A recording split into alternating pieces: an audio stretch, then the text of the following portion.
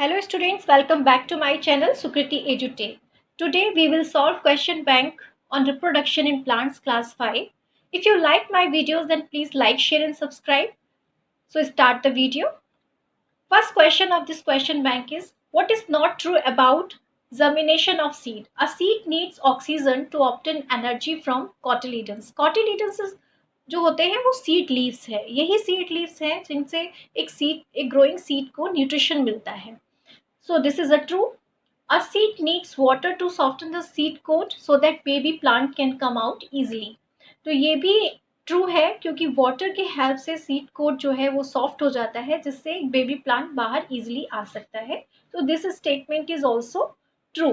Direct sunlight is essential for the growth of seed. So यहाँ पर जो direct sunlight है that is not true because sunlight की warmth एक seed को इम्पॉर्टेंट सीड के लिए इम्पॉर्टेंट होती है. तो warmth of the sunlight is essential for the growth of seed. This statement is not true. The part that develop first is tiny root or radicle. This is true क्योंकि जो part seed से first develop होता है वो tiny root या radical होता है. So C option is the right option for this question. Let us see the next question. Question number 2. What is not harmful for the crops? Locust बहुत harmful होते हैं. Rats भी harmful होते हैं. Earthworms are known as the friends of the farmers. तो ये soil को soft करने में बहुत हेल्प करते हैं, स्मूथ करने में हेल्प करते हैं. तो earthworms are not harmful for the crops. और जो वीड्स होते हैं वो अनवांटेड प्लांट्स होते हैं. ये अनवांटेड प्लांट्स होते हैं जो मेन क्रॉप के साथ ग्रो करके उनका न्यूट्रिशन लेकर उन्हें नुकसान पहुंचाते हैं. तो अनवांटेड प्लांट्स ये वीड्स होते हैं. Earthworm is the right option for this question. Let us see the next question. Question number 3. Which of the following does not reproduce by spores?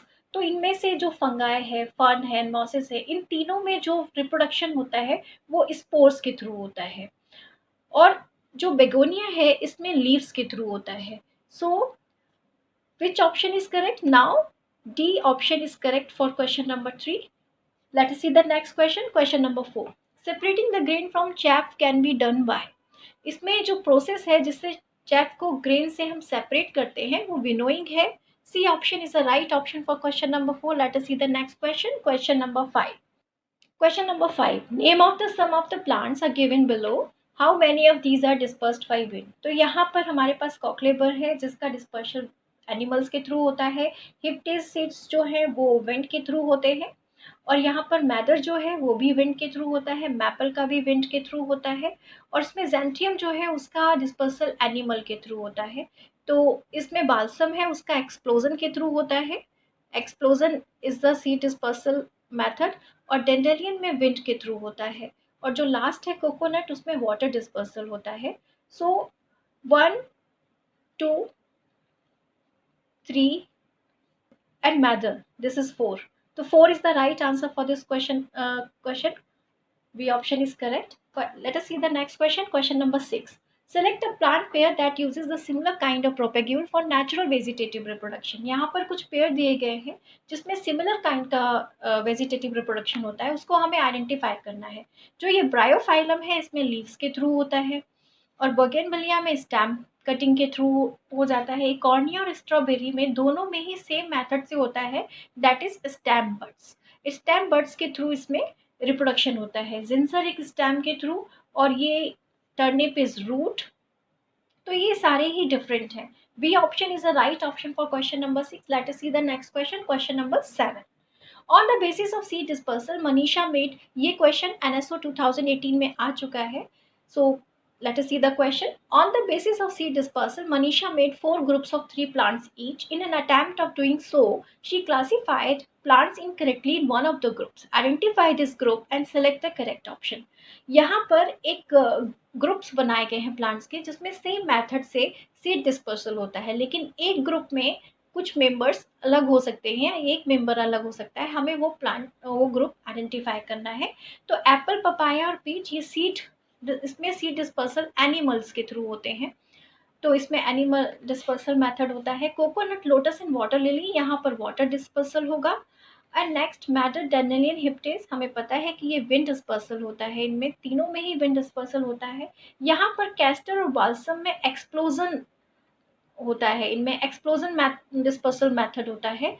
और ये जो ज़ैंथियम है इसमें एनिमल डिस्पर्सल होता है। तो फिर दिस इज़ अ, यहाँ पर एक जो ज़ैंथियम है वो इनकरेक्टली प्लेस हुआ है। So D option is a right option for question number 7। Let us see the next question, question number 8।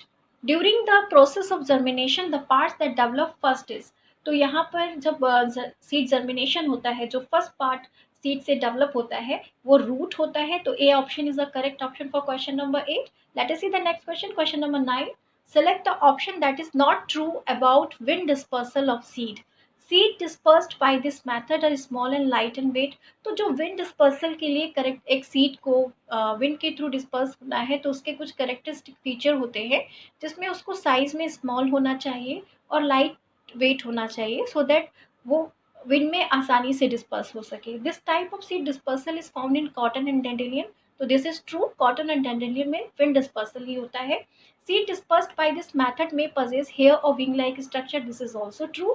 This type of seed dispersal cannot carry the seeds to far off places. तो wind dispersal से जो seeds हैं वो far off places तक disperse हो सकते हैं। तो this type of seed dispersal can be carried the seeds to far off places. So this option, D option, is a correct option for this question. Let us see the next question, question number 10. Spores are usually produced by non-flowering plants. यहाँ पर A option correct है। Let us see the next question, question number 11. Refer to the given picture representing seed dispersal of 3 different plants. यहाँ पर कुछ plants दिए गए हैं जिनको कुछ शेप से शो किया गया है। तो जो ये शेप है that is x, and circle shape जो है दैट इज वाई, और जो ये शेप दी गई है this is known as Z. तो हमें ये आइडेंटिफाई करना है कि ये कौन सा प्लांट हो सकता है, जेड जो प्लांट्स हैं वो कौन से प्लांट्स हो सकते हैं। तो जो ये शेप है जिसको एक्स से रिप्रेजेंट किया गया है ये वाटर बॉडीज के पास है, तो दैट मीन्स उसका डिस्पर्सल वाटर से होगा। तो X can't be the balsam, dandelion, hiptage, ये कोकोनट हो सकता है एक्स। नाउ जो सर्कल शेप है उसके जो सीड्स हैं बहुत दूर दूर तक फैले हुए हैं, दैट मीन्स इसमें विंड डिस्पर्सल हुआ है। तो इनमें से कौन से प्लांट्स हैं जिनमें विंड डिस्पर्सल होता है, वो हिप्टेस है। हिप्टेस में वाई हो सकते हैं, डेंडेलियन वाई हो सकते हैं। नेक्स्ट जो दिस ये प्लांट जो है it's localised to a restricted area. और ऐसा कौन सा डिस्पर्सल होता है जिसमें सीड एक रिस्ट्रिक्टेड एरिया में ही फैलते हैं, तो वो होता है एक्सप्लोजन। और बाल्सम में जो डिस्पर्सल होता है वो एक्सप्लोजन मेथड से होता है। So Z can be the balsam. So ये जेड बाल्सम है। A option is a right option for question number 11। Let us see the next question, question number 12। The figure जो हमें दिखाई गई है, the given figure show a plot of land at 2 different times of year. यहाँ पर ये start of the year है, ये एंड ऑफ द ईयर है। और यहाँ पर जो प्लांट्स दिए गए हैं वो शेप से रिप्रेजेंट किए गए हैं।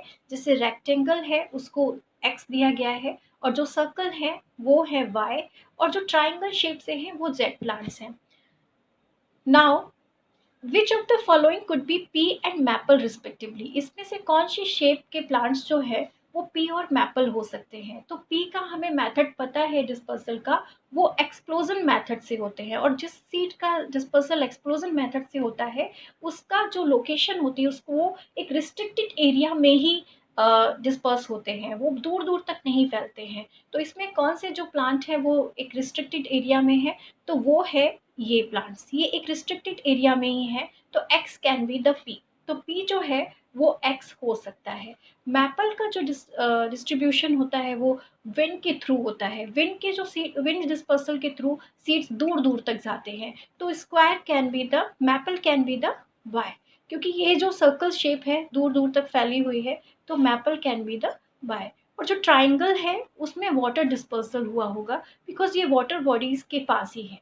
So now P can be the X and maple can be the Y. So which option is correctly matched? D option is correctly matched. So D option is the right answer for the question number 12. Thank you so much for watching my video. If you like my videos then please like, share and subscribe. Thank you so much.